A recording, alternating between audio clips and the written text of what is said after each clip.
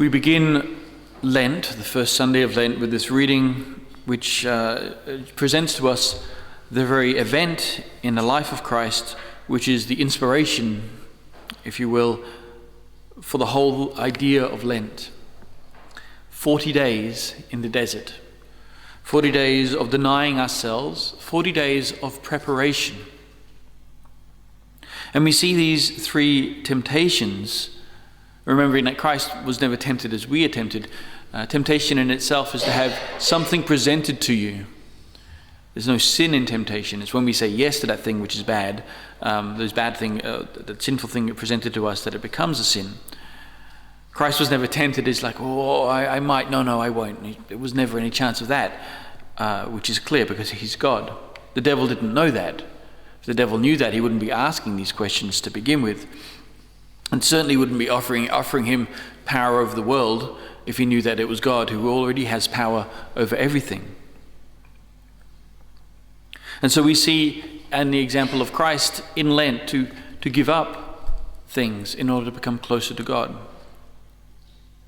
But maybe not ignoring two of those temptations, that is, man does not live on bread alone, to rely purely on human things to sustain us. Clearly we need food, but we need spiritual food as well. We need other things to keep us living, not just to keep us alive. And certainly that important lesson from the temptation of testing God. We never need to test God. We never need to test his mercy or his goodness or his care, even though we constantly rely on it. We know that he loves us infinitely and perfectly. We know that he's merciful, but we do not test him as if just to make sure. It's like a child doesn't need to test his parents when he's young because he knows his parents will take care of him to the best of his ability. And even though they may fail due to weakness or the fact that they just can't be everywhere, God never will fail because he is perfect and he is everywhere. But this temptation about worshipping the devil in order to receive all the kingdoms of the world. And maybe at first it doesn't strike us as being the one likely that we would fall for. It's important to understand, therefore, what it is that the devil is offering here. Recently, I've had the opportunity to be put into contact with somebody who comes from a family. Her parents they owned £1 billion or $1 billion corporation. At the age of 6, they were involved in a car accident. They were both killed. She survived. At the age of 17 or 18, she was then diagnosed with leukemia. And she's 21 now, and chances are that she won't make it to a bone marrow transplant and she'll die.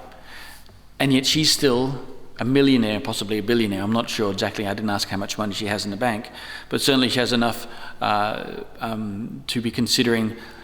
I had the opportunity to speak to her, and she's saying there's some really nice cheap houses in Australia. I saw a really nice one in Pemberton for $1.5 million. That kind of money. Like, oh, that's cheap. And yet you can be sure that if somebody said, would you prefer your $1 billion or your parents or your health? She would choose her parents or her health over either of these two things. And then we look at what the devil is offering. He's offering Christ, not knowing that he's God, of course, not knowing that he's the Christ. He's offering him all the kingdoms of the world. Anything that you would ever want physically, materially, he's offering it. Anything that you'd want from the point of view of power or authority or influence, he's offering that too.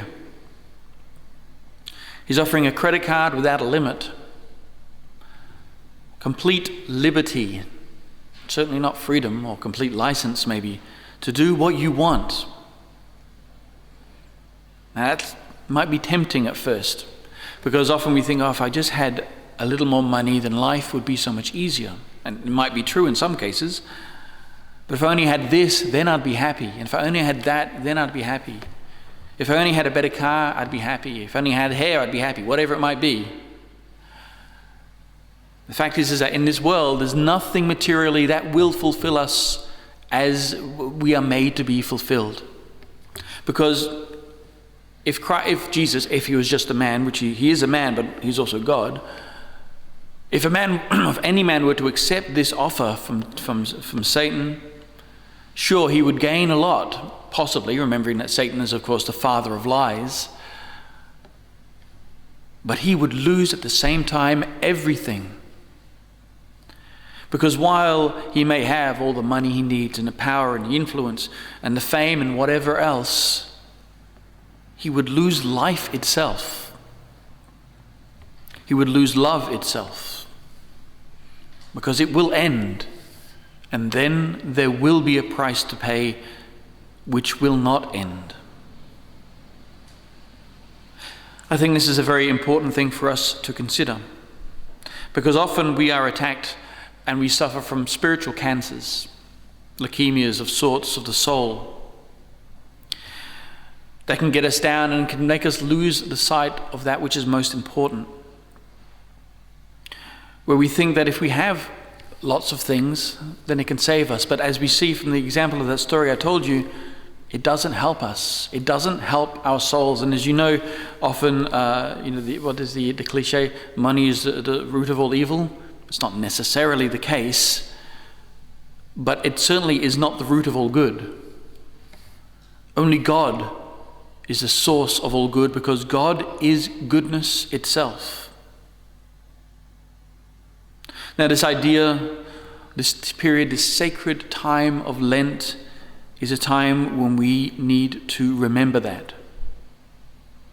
While we may not have the devil appearing to us and say, listen, I'm going to offer you all this, I'm going to make you mayor of 2J, etc. Which may not be that tempting, really. Nevertheless, I'm sure he doesn't watch these videos, it's okay. Whatever he might offer you, while it may not happen, we still have to examine what we do give up, or rather what we take on contrary to the gospel and to our Christian dignity. We look at the 10 Commandments and we look how many that we break. We may come to church every Sunday, thanks be to God. We may not take the Lord's name in vain. We may strive to love him above all things. But do we treat our parents and the ones who have legitimate authority with the proper respect? Do we speak well of one another? Do we think well of one another? Are we honest in all our dealings? Do we truly strive to love one another? Furthermore, do we even consider our conscience? The conscience is described as the voice of God. Obviously, we need to form our conscience as well. It is that voice, if you will, within us, an almost instinctive that God has put in every one of us that says, do good and avoid evil. Last night, I was at Bindoon College doing the Saturday night Mass for them. And I was saying to them, because it was especially at school, when you're around with your mates and you're about to do something, you're like, I don't know if this is a good idea because we might get caught and get in trouble, whatever it might be. That's your conscience speaking to some degree. It may not be perfect. So it's not, we better not do this because God will be upset. So we better not do this because we're going to get grounded or something. But that's your conscience. Or when you see someone that needs help and you say, we should probably help them or give them some food or just talk to them. That's your conscience saying, do good. And every time that we ignore that, we turn our back on that, that is a time when we also turn our back on God in a certain way. We may not even realize that at first, because we may not be used to really paying much attention to it. Certainly in our world today, the conscience is somewhat ignored and destroyed, not maybe here, because we are bombarded with things contrary to a good conscience. Saying, as Scripture warns us, that good will become evil and evil will become good.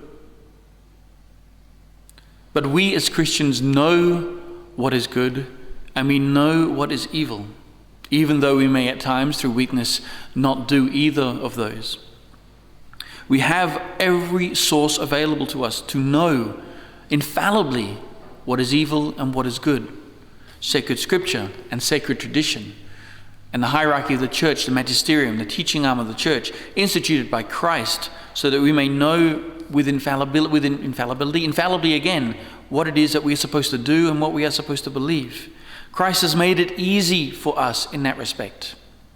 so that we don't have to fight to understand so much. We understand all through our lives. You grow in understanding, of course, but we don't have to figure out every little bit, because Christ has already figured that out and shown it to us and continues to show it to us.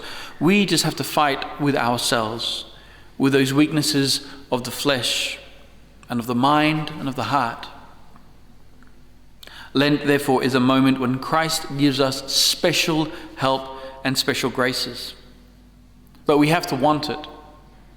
And it might not be, yes, Lord, I'm going to be a saint. This year I'm going to live on bread and water. I'm not going to speak one bad word about anybody. I'm going to give up all those habits that I have, those bad habits that I have.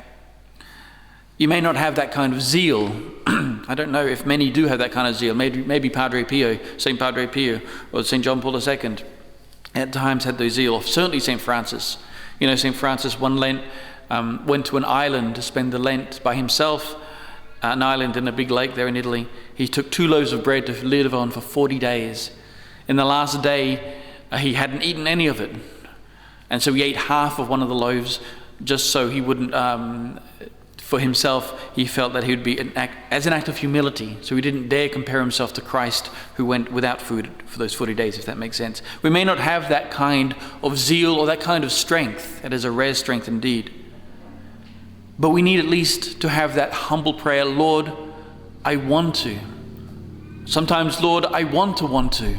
I desire to have that desire. Please help me. And Christ, who promised that he would hear every prayer and answer every request, will most definitely help you. He will fight our battles. He will fight against Satan for us. We don't need to even speak to the devil if he should ever suggest things to us. Let Christ do that. We just stay close to Christ. We speak with him. We listen to him. We give these things up during Lent, even good things. We give up things that we love for things which is for God, who is love itself. Good things for the best thing. We give up things like chocolate, which is good. Now, chocolate isn't evil, otherwise we wouldn't have had God wouldn't have given us taste buds. But there is something better than chocolate itself, and we know that, obviously. Let us therefore strive this Lent, as I probably say every single Lent and several times, that this may be our last one. We may never have an opportunity to, under the influence of God's grace, to show God how much we love him and how much we want to love him. Let us take it seriously. Let us make resolutions to give things up, most especially to give up sin this Lent. That's the main idea. To give up sin and to give ourselves up to God. And if we are a little afraid, or we just don't think we can do it, make sure you have recourse to the Blessed Virgin Mary. You can imagine the pain that she felt. She didn't give up. She just didn't give up something for Christ. She gave up Christ himself to be sacrificed for your sake and for my sake. She knows how to sacrifice. She knows what is most important. And she certainly knows the wiles and the tricks of the devil. Let us go to her who crushed the head of the serpent, so that she may help us also to crush him. She may help us to become true Christians, detached from all the things that are passing in this world, to use them for God's glory and for the needs that we have in this world, but most especially to learn to love God above all things, to love our neighbors as ourselves, and in the process to become saints for God's glory, our salvation, and the salvation of the world.